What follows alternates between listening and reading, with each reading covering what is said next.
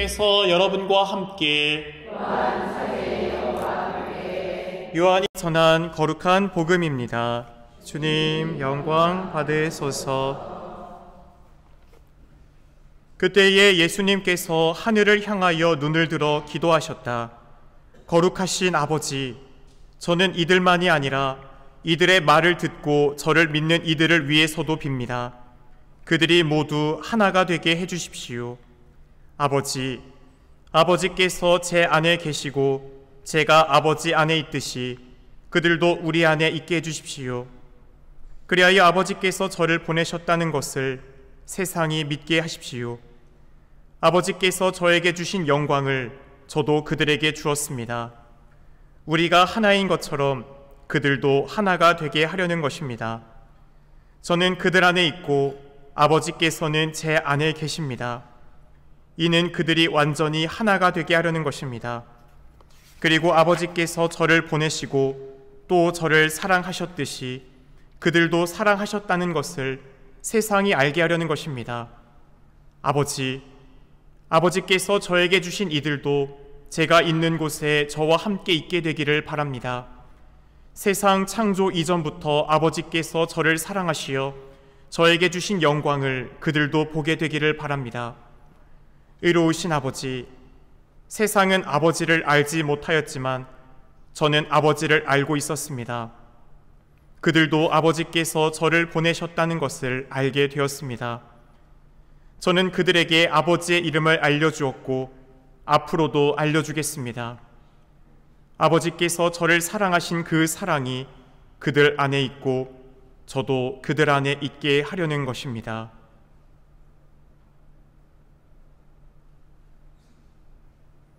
주님의 말씀입니다. 그리스도님 참여합니다. 참 예수님, 오소서. 성령님 새로나게 하소서. 예수님께서 바치신 오늘 기도의 핵심은 바로 우리 모두가 주님과 일치를 이루는 것입니다. 예수님께서 말씀하신 일치는 단지 싸우지 않는 외적으로 보여지는 그런 표면적인 조화가 아닙니다. 그것은 삼위일체 하느님의 일치와 본질적으로 닮은 영적인 일치, 곧 사랑 안에 하나 되는 것을 주님께서는 오늘 우리를 위해 기도하고 있다는 것이죠. 그렇다면 예수님께서는 왜 이토록 일치를 중요하게 여기셨을까요?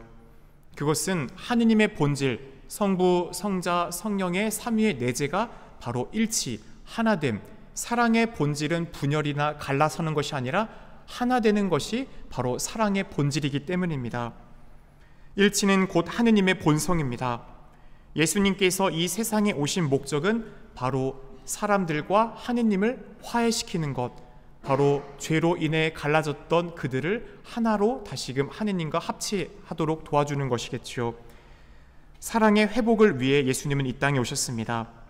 삼위일체 하느님께서는 본질적으로 서로의 관계 안에 하나됨, 일치를 이루고 계십니다. 우리도 그 형상을 따라 지음받은 존재입니다. 에덴에 있을 때 태초에 우리는 하느님과 하나 되는 그 기쁨을 누리던 사람들입니다. 하지만 우리가 곧 하느님을 밀어낸 그 순간, 곧 원죄죠. 우리가 하느님 없이도 살 수 있다라는 그 교만한 가운데 하느님과의 분열, 또 아담과 하와가 서로가 갈라졌듯 인간과 인간 사이의 분열, 또 하와가 뱀을 탓하고 뱀이 또 서로 이렇게 탓을 했던 것처럼 우리가 인간과 피조물 사이의 분열, 결국 일치가 아닌 계속해서 쪼개지고 분열되는 것이 죄의 특성입니다. 따라서 우리의 공동체 안에서도 우리가 다른 누군가를 계속해서 배척하려고 하는 마음이나 분열을 조장하거나 하는 것은 하느님께서 우리에게 주시는 성령의 모습이 결코 될 수 없습니다. 늘 그것은 어디에서 오는 거예요? 갈라서는 것과 분열은 사탄이 하는 거예요. 악이 하는 겁니다. 분열을 조장하는 것. 그렇기에 예수님께서는 이 깨어진 일치를 다시금 당신의 십자가의 그 사랑을 통해 바로 아버지를 영광스럽게 하며 회복시켜 주셨습니다. 교회를 통해 그리고 그 일치의 삶을 계속 이어갈 수 있도록 우리를 초대하십니다. 그러나 우리의 현실은 어떻습니까? 우리가 서로를 일치를 어렵게 만드는 가장 큰 장애물은 무엇이라 생각하십니까? 바로 그것은 바로 자기 중심성입니다. 바로 내 안에 있는 교만함이죠. 그리고 우리가 상처받은 감정에서 비롯된 서로를 향한 불신과 내 눈에 있는 들보는 보지 못하면서 상대방의 작은 결점을 더욱더 크게 보는 티를 찾아내는 판단이 또한 그 자리에 있습니다. 우리는 자주 우리의 기준과 감정에 갇혀서 타인을 너무나 쉽게 판단하고 단죄합니다. 그리고 서로의 다름, 환경과 가치관에서 오는 서로의 생각의 다름을 틀렸어 라고 표현하기도 하죠. 그러면서 서로의 벽을 쌓습니다. 용서를 유보하기도 하고 때로는 용서는 불가능하다라고 선을 긋기도 합니다. 하느님께서 우리를 얼마나 자비롭게 용서하셨는지 그 순간 우리는 잃어버리게 되는 것이죠. 이러한 태도는 결국 공동체의 뿌리를 흔들고 교회의 본질인 일치를 서서히 허물어가기 시작합니다. 이와 관련해 한 가지 의미 있는 또 예화가 있습니다. 어느 교수가 학생들에게 이런 질문을 했습니다. 만일 2개의 머리를 가진 아기가 태어났다면 이 아기를 한 사람으로 보아야 할까요? 아니면 2사람으로 보아야 할까요? 과학적 접근도 있고 다양한 방식이 있겠죠. 인격적인 접근, 한 몸이지만 인격이 다르니 2몸이다. 아니지 그렇지만 한 몸이기 때문에 하나이다.